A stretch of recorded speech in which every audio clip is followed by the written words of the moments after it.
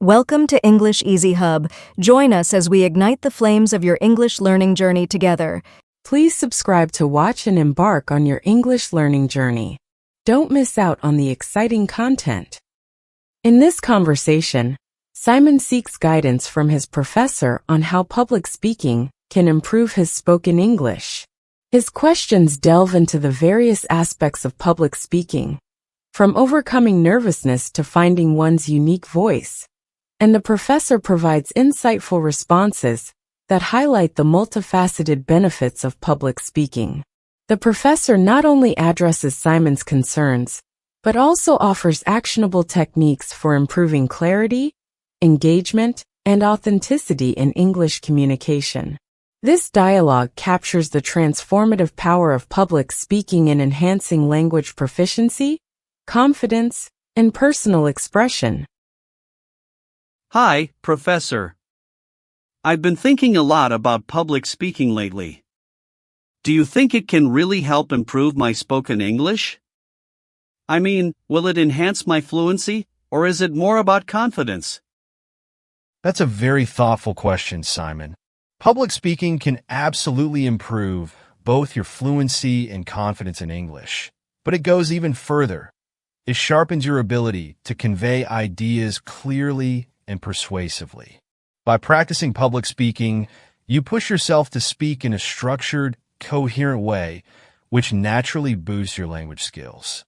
It forces you to think on your feet, organize thoughts quickly, and present them with clarity, all of which makes you a more proficient and adaptable speaker. I see. So, it's not just about speaking smoothly but about structuring my thoughts. What if I get too caught up in remembering my lines? I worry that I'll sound robotic or too rehearsed. That's a common concern, Simon, and it's actually a key skill in public speaking. The ability to be prepared yet flexible. To avoid sounding rehearsed, focus on the main points and ideas rather than memorizing every word. Use bullet points as mental cues to stay on track.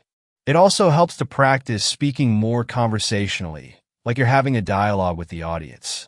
This way, you're not just reciting, you're actively communicating and adjusting based on their reactions. Interesting. I hadn't thought about it like that. What about mistakes? I often get so anxious about messing up that it makes me more nervous. How do I deal with that? Great question. Mistakes are inevitable in any live situation, but they're actually opportunities to connect with your audience on a more human level.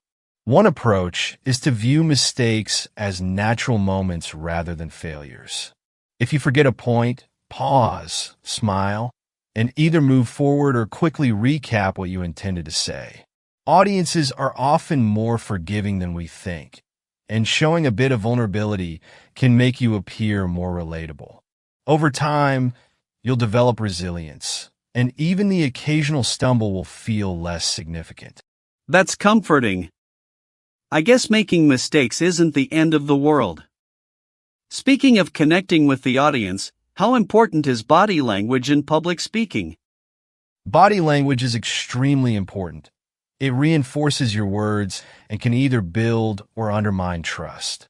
Your stance, gestures, and facial expressions convey confidence and authenticity. For example, maintaining eye contact shows that you're engaged and confident, while open hand gestures can make you appear approachable. But the key here is authenticity.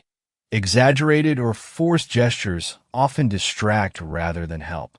Practice using natural movements, and remember, body language isn't just about looking confident, but about connecting with your audience and conveying sincerity. That makes sense. Eye contact and natural gestures, it's like speaking with a friend but in front of a bigger group. But what about my voice? I often feel like my tone is too flat, especially when I'm nervous. How can I improve that? That's a valuable observation. Voice modulation, varying your pitch, pace, and volume, is crucial for keeping an audience engaged. Think of your voice as an instrument.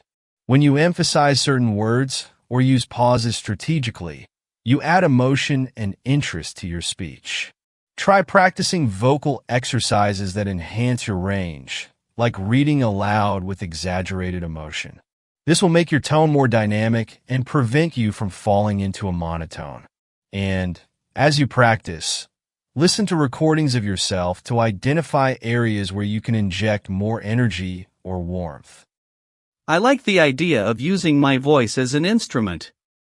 I'm curious, though, how do professional speakers keep their audience engaged for long periods? Sometimes, even when I'm interested in a topic, I feel like I lose people's attention. Engagement is all about relevance and connection, Simon. When speaking, try to relate your message back to your audience's experiences. Use relatable examples, analogies, or even humor to make your points accessible. Change up your pacing to maintain interest, a slower pace for important points and a quicker one for lighter details. Interactive elements, like rhetorical questions or small anecdotes, can also bring your audience back in. Remember, it's a two-way exchange, even if they're just listening. The more you make your message resonate with them, the more engaged they'll be. That's really helpful. I'll try adding some anecdotes next time. Another thing I've been thinking about is vocabulary. Should I try to use more sophisticated language, or is it better to keep it simple? Excellent question, Simon. While a strong vocabulary can enhance your message, clarity is paramount. Use words that are precise and accessible, especially if you're speaking to a diverse audience. Trying to sound overly sophisticated might create a barrier rather than impress. However, do aim to expand your vocabulary to avoid overusing the same words. This will give you more flexibility and nuance. Practice using new phrases in everyday conversation first. If they feel natural, incorporate them into your public speaking.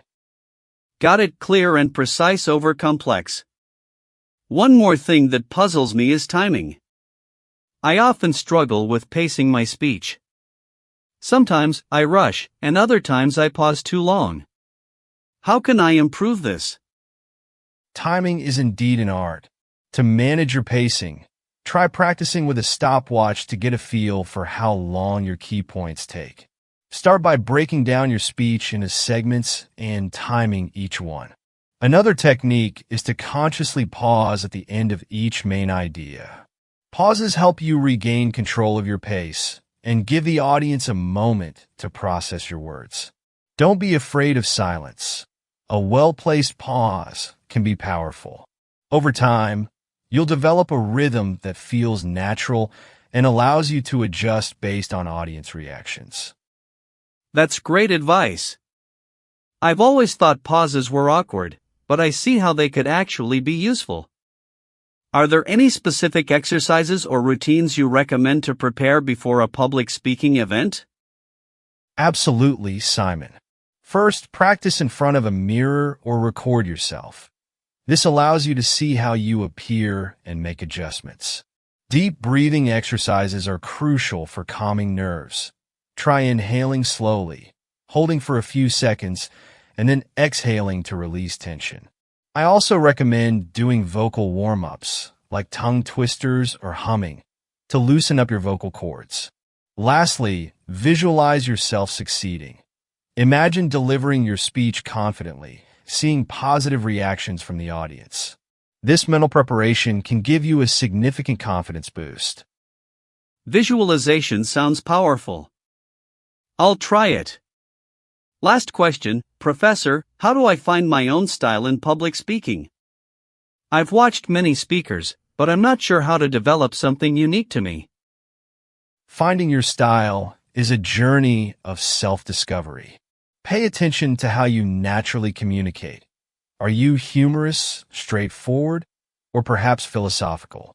Experiment with different tones and delivery styles, and notice what feels authentic. Don't be afraid to adapt qualities you admire from other speakers, but blend them with your unique personality. Ultimately, your style should feel like an extension of who you are. And remember, authenticity resonates most with audiences. When you're true to yourself, your message will shine. That's really inspiring, Professor. It's like public speaking is not just about delivering a message but expressing who I am. Thank you so much for all these insights. You're welcome, Simon. Public speaking truly is an art form, one that lets you grow in language, confidence, and self-awareness. Keep practicing, stay curious, and remember that each speaking opportunity is a step forward. I have no doubt you'll become an exceptional speaker.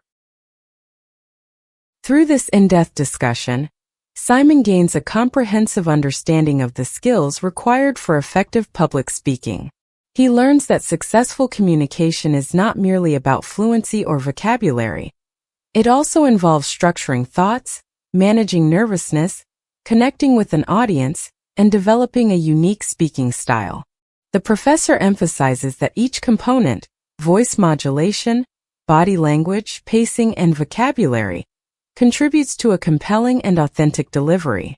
Ultimately, public speaking is portrayed as an art that not only enhances language skills, but also builds self-awareness and resilience. Simon leaves the conversation inspired, equipped with practical strategies, and motivated to explore public speaking as a way to grow both linguistically and personally. Thanks for watching. Remember to subscribe, like, comment, and share to keep the English learning journey alive.